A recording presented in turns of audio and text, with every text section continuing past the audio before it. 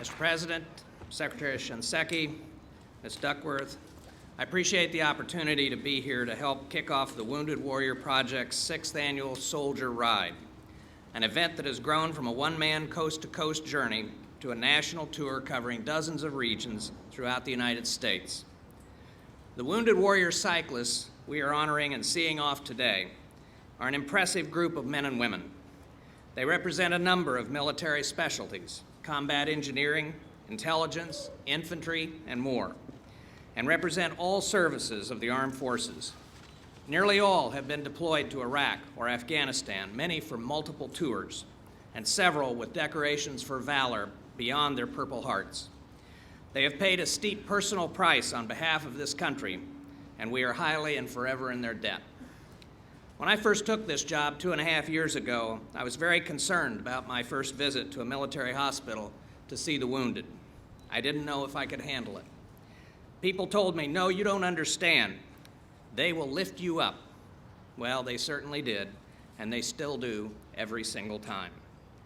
I should also note that tomorrow marks the 100th anniversary of the opening of the Walter Reed Army Medical Center. Today's event and tomorrow's anniversary offer an opportunity to remember and to honor the men and women of military medicine whose work make it possible for our injured to survive, recover, and recuperate to the point where they can take on the kinds of challenges we're seeing today. From the corpsman at the front to the neurosurgeon in the operating room to the therapist back home, we are all grateful for their commitment, their expertise, and their compassion. It is now my pleasure to introduce our Commander-in-Chief, the President of the United States. Thank you. This is good weather for a race. It's not too hot. Thank you, Secretary Gates, for your introduction and, more importantly, for the extraordinary job that you are doing as our Secretary of Defense. I want to thank Secretary Shinseki, who served our country with extraordinary valor and courage, who was wounded in Vietnam, and who's leading our efforts to create a 21st century VA. And I want to thank my friend, Tammy Duckworth, who lost her legs in Iraq and never stopped serving her country when she came home.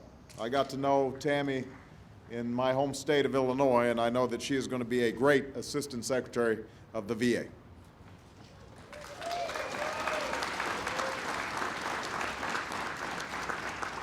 And thanks to all of those at Walter Reed and National Naval Medical Center in Bethesda, the VA, and the Pentagon who have joined us today, and for all that you do for our wounded warriors. Welcome to the White House. There are heroes among us today, men and women who served their country without falter, without fail, men and women who selflessly risked their lives on behalf of others, so that others might live. Soldiers like Sergeant Jeremiah Church, who was shot while defending his unit from an ambush in Iraq, but kept fighting until he lost consciousness. Soldiers like Sergeant First Class Rasheed Hall, who despite being badly wounded by a rocket-propelled grenade, repeatedly charged a Taliban ambush in Afghanistan so that his men might get to safety, then returned to give them first aid before receiving his own. And soldiers like Staff Sergeant Dylan Baer from my home state of Illinois. While in Afghanistan last year, his unit came under heavy fire, despite sustaining not one, but 2 life-threatening injuries. He held his position and fought for 6.5 hours until he could no longer hold a weapon, all so that American and Afghan troops might move to safety. Today, he's undergoing rehab at Walter Reed, and he's going to college as he pursues the next chapter in his life of service. These men served with extraordinary bravery. They saved lives, and these men were awarded the Silver Star for valor. They were there for their brothers and sisters in the United States Armed Forces, no matter what. And that's the idea behind the Soldier Ride we're kicking off today. Now, like a lot of great ideas, this one was conceived in a bar.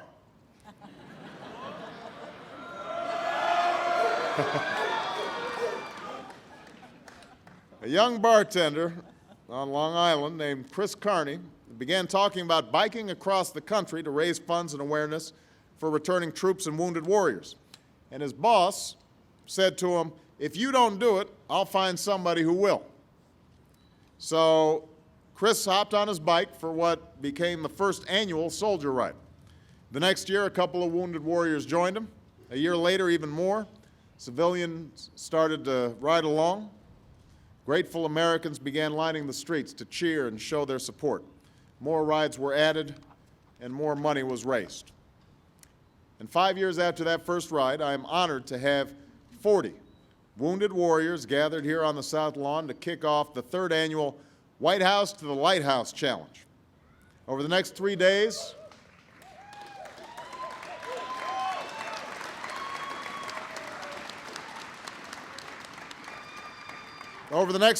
these men and women, along with family and supporters, will ride from here to Annapolis on bicycles and in wheelchairs, raising money and awareness for others returning from Iraq and Afghanistan with serious injuries. Now, keep in mind that today's riders once faced down the possibility that they might never have an active lifestyle again. Some are missing limbs, coping with nerve damage, living with traumatic brain injury or blindness. Some have endured painful rehabilitation, some still are, and some have battles yet to come. And these wounded warriors didn't get to choose the direction their lives would take the instant they were injured. But now they choose to prove that life after injury isn't about what you can't do, it's about what you can. They choose to keep their faith with the future. They choose to keep fighting for their brothers and sisters and show them that they're not alone. We also remember that so many are supported by spouses and children, parents and siblings who suffered the absence of a loved one and then stood by their side through their recovery. These military families are heroes too, and they are a top priority of Michelle and me, and they will always have our support.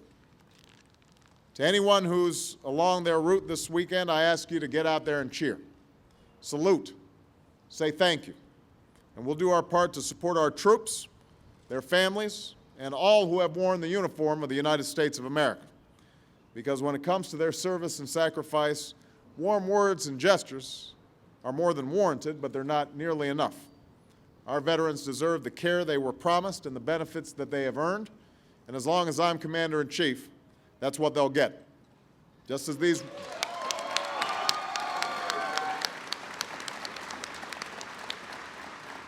these wounded warriors are there for one another, this country is going to be there for them. And now, I'm going to blow a horn and get this thing started. So who's got the horn? Oh, this is the official horn? Hair trigger, white button. Hair trigger, white button. All right. Everybody, let's make sure everybody's lined up properly. Everybody all set? Don't want to catch anybody off guard here. All right. On your mark. Get set.